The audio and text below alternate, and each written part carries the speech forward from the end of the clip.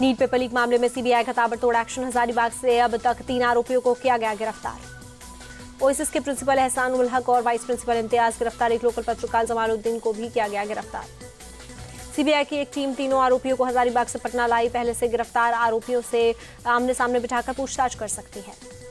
CBI की एक team Hazaribagh में मौजूद एसबीआई बैंक के स्टाफ और पेपर ले जाने वाले ई रिक्शा चालक से कर रही है पूछताछ। सीबीआई ने कोरियर कंपनी के लोगों से भी पूछताछ की। एक लोकल पत्रकार सलाउद्दीन को हिरासत में लेकर कर रही है पूछताछ। सीबीआई आज पटना के बेऊर जेल में 13 आरोपियों से करेगी पूछताछ। सीबीआई की विशेष अदालत ने जेल में पूछताछ की दी इजाजत। एनटीए ने जारी की सीएसआईआर नेट और यूजीसी नेट की नई तारीख। सीएसआईआर यूजीसी नेट की परीक्षा 25 से 27 जुलाई को होगी, जबकि यूजीसी नेट की परीक्षा 21 अगस्त से 4 सितंबर के बीच होगी। शराब नीति घोटाला केस में आज दिल्ली के सीएम अरविंद केजरीवाल की पेशी राजधानी कोर्ट में पेश करेगी सीबीआई। सीएम केजरीवाल की आज खत्म हो रही है 3 दिन की सीबीआई रिमांड। कोर्ट में शाम 7 बजे से पहले पेश करने का दिया था आदेश। दिल्ली शराब घोटाला मामले में ईडी ने दाखिल की 8वीं सप्लीमेंट्री चार्जशीट। विनोद चौहान को बनाया गया घोटाले का 18वां आरोपी। ईडी की चार्जशीट में मनी ट्रेल का जिक्र। दिनेश अरोड़ा से मिले नोटों के 2 बैग विनोद चौहान ने हवाला के जरिए गोवा में आम आदमी पार्टी को पहुंचाए थे। दिल्ली में आज जेडीयू राष्ट्रीय कार्यकारिणी की बैठक। 2025 में विधानसभा चुनाव की तैयारियों को लेकर होगी चर्चा। सूत्रों के मुताबिक संजय झा को बनाया जा सकता है जेडीयू का कार्यकारी राष्ट्रीय अध्यक्ष। कार्यकारिणी की बैठक में कई अहम फैसले लिए जाने की संभावना। महाराष्ट्र विधानसभा के बजट सत्र का आज तीसरा दिन। सरकार के बजट सत्र पर होगी चर्चा। चुनावी मोड में महाराष्ट्र की शिंदे सरकार। किसानों को अब बिजली बिल माफ। महिलाओं के खाते में 1500 रुपए और 3 मुफ्त एलपीजी सिलेंडर का बजट में ऐलान। 1 जुलाई से मुंबई ठाणे नवी मुंबई में डीजल और पेट्रोल सस्ता। 43 लाख किसानों को सौर कृषि पंप देने का बजट में वादा। मेरी लाडला बहना और अन्नपूर्णा योजना से महिलाओं को मिलेगा फायदा। सीएम एकनाथ शिंदे का बयान।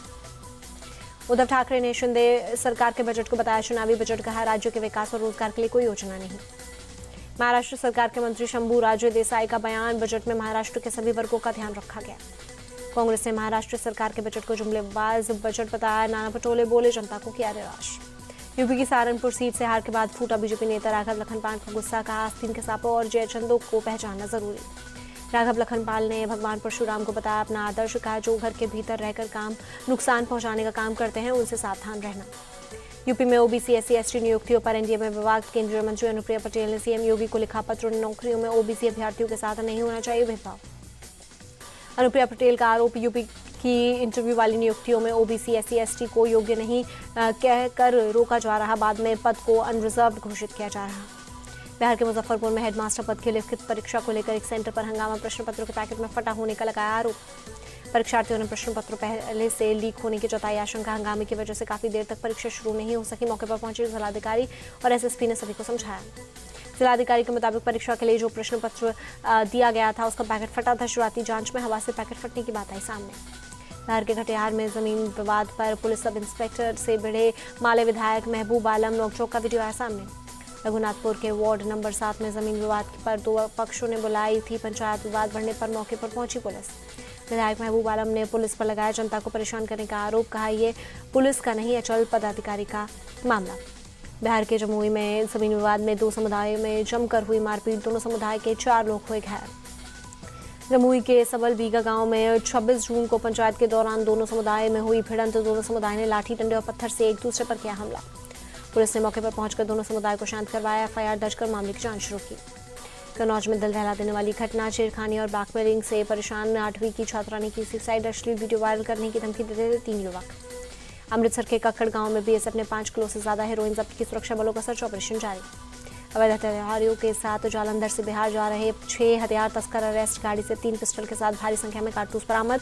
बीएसएफ के फर्जी आई कार्ड भी बरामद। दिल्ली के वसंत विहार में निर्माणाधीन इमारत के गड्ढे में गिरे 3 मजदूरों में से 2 का शव बरामद। 1 मजदूर की तलाश अभी भी जारी। दिल्ली एम्स में ट्रॉमा सेंटर में कल की बारिश के बाद अभी तक ठप है इलाज। जलमाव के कारण ट्रॉमा सेंटर की काट दी गई है बिजली। ग्रेटर नोएडा के सूरजपुर में दर्दनाक हादसा। दीवार गिरने से 3 बच्चों की मौत।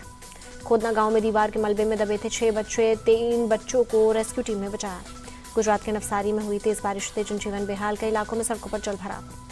बिहार में 11 दिन के अंदर 5वें पुल में ने ली जल समाधि। मधुबनी जिले के भूतही बलान नदी पर निर्माणाधीन पुल का गड्ढर गिरा। भूतही बलान नदी में अचानक जलस्तर बढ़ने से पुल की साइड बीम गिरी। 2 दिन पहले ही की गई थी बीम की ढलाई।